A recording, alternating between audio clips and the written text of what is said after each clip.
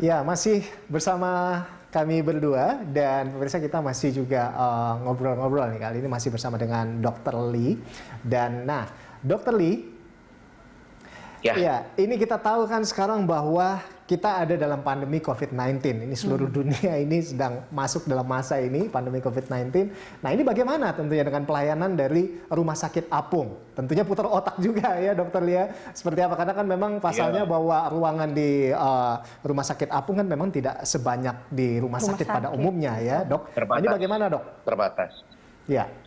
Ya, pandemi COVID-19 ini terus terang ya, kurang ajar ini. Menambah pekerjaan kita semua. Wah. Kalau dalam konteks pelayanan dengan Rumah Sakit Apung, pelayanan kami bertambah. Bukan hanya bertambah jenisnya, jumlah pasiennya juga meningkat, dan kesulitan yang kami hadapi juga bertambah. Jadi COVID-19 ini benar-benar membawa petaka bagi kita. Dalam hal ini bagi kami dengan pelayanan Rumah Sakit Apung kami. Di samping penyakit-penyakit yang sudah kita kenal sehari-hari dan menjadi pelayanan kami yang sudah kami lakukan terus-menerus, sekarang ditambah lagi dengan COVID-19 ini.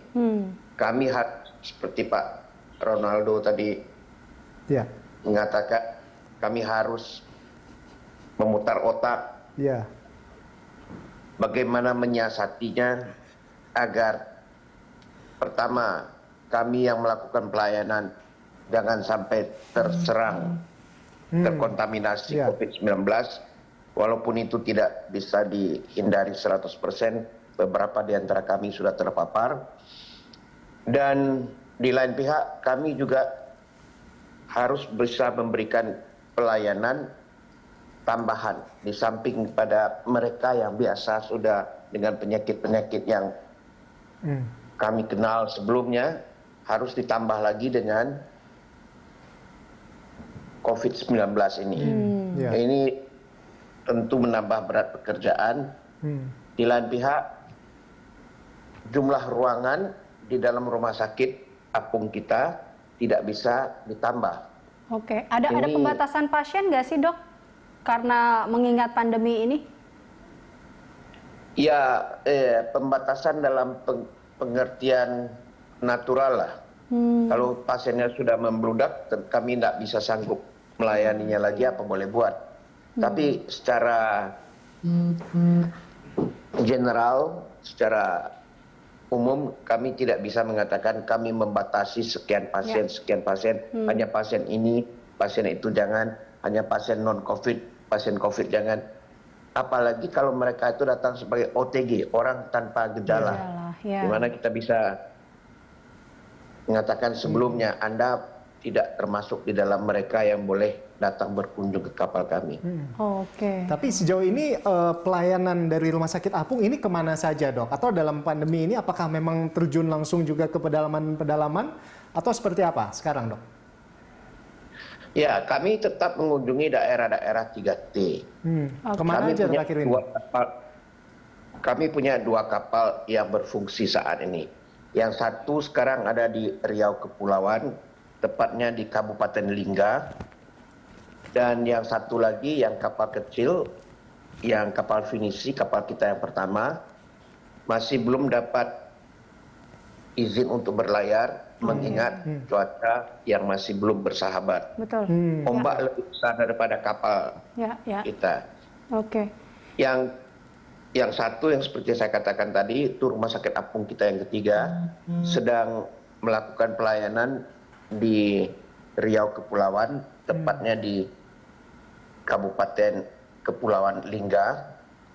Dan yang satu lagi sedang kami persiapkan, begitu dapat izin berlayar, kapal sudah siap, akan segera meninggalkan Jakarta menuju Sulawesi Barat, menuju Majene.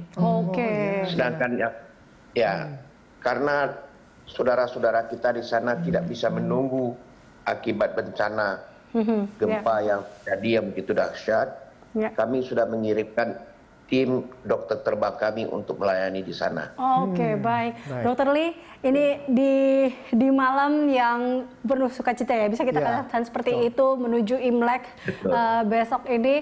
Ini biasanya dok, kita boleh tahu nggak nih dari sisi lain dokter di saat tahun baru ini atau Imlek nih biasanya ada tradisi khusus nggak sih dok biasanya dilakukan oleh dokter? Ya, biasanya kami berkumpul satu keluarga, mengingat anak-anak saya sudah besar-besar dan juga sudah ada cucu. Sekarang saya ada 2 cucu di sini, yang Oh. satu 2 tahunan usianya, yang satu 6 bulan. Wow, lagi lucu-lucunya itu dok ya. Lagi lucu-lucunya, baba bubum. Iya. Oke. Yang 6 bulan belum bisa berkomunikasi verbal, baba. Saya katakan baba bubum. Iya. Jadi tetap ngumpul ya dok ya, meskipun kadang kita Ya. juga lihat ada yang juga terbatas akhirnya menggunakan pertemuan itu dengan Virtual. ya dokter ya di kala Virtual, ya. pandemi ini ya. Oke, Ya. ini ada pesan khusus nggak dokter Lee di hari Imlek tentunya untuk seluruh umat yang merayakan Imlek ini di tengah pandemi ini, apa yang ingin dokter Lee sampaikan? Ya, di tengah situasi yang menyedihkan ini, pandemi 19, COVID-19, kita yang lebih berbahagia karena kita sehat, kita secara finansial juga dalam posisi lebih beruntung, dan kita juga punya pengetahuan. Saya maksudkan kami tenaga medis, hendaknya kita menggunakan momentum ini untuk benar-benar berbagi kasih itu kepada mereka yang membutuhkan. Ya. Pandemi itu kita bisa melihat dari 2 sisi, menurut saya. Pertama, kita tentu sedih, kita merasa Dibatasi. prihatin. Ya. Tapi di lain pihak pandemi ini juga mengajarkan sesuatu kepada kita. Ya. Di hari-hari ini, setiap hari handphone saya berdering, "Dok, bisa tolong nggak carikan tempat untuk ayah saya, saudara saya, tetangga saya, apa saya lah begitu, kena COVID-19. Kami sudah mencari di banyak rumah sakit, tapi tidak ada tempat." Apa artinya ini? Apa maknanya? Saya memaknainya sebagai berikut.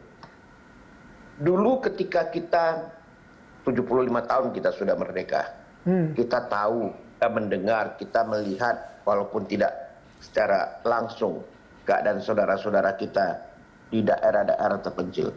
Mereka tidak punya kesempatan, mereka tidak punya privilege, mereka tidak punya kemampuan, mereka tidak punya akses sama sekali untuk hal-hal yang paling mendasar yang mereka butuhkan. Mereka harus kelaparan, mereka harus berjalan berjam-jam, kadang-kadang berhari-hari, Ya. melewati hutan dan gunung untuk mencapai tempat pelayanan medis primer, pelayanan primer. Apa yang kita orang Jakarta rasakan, kita tahu, tapi kita tidak bertindak apa-apa. Ketika ada seseorang yang mau ke sana, dibilang dokter gila pula. Tapi sekarang kita yang di Jakarta ini, saya tidak ngeledek loh ya. Kita di Jakarta ini bisa merasakan ketika orang mengungkapkan, "Dokter bisa tolong nggak? Ini saudara saya, ini tetangga saya, ini kenalan saya." Mereka prihatin. Keprihatinan itulah yang dibangkitkan Ya. kepada kita sekarang secara kolektif, tidak hanya di Indonesia tapi di seluruh dunia. Ya.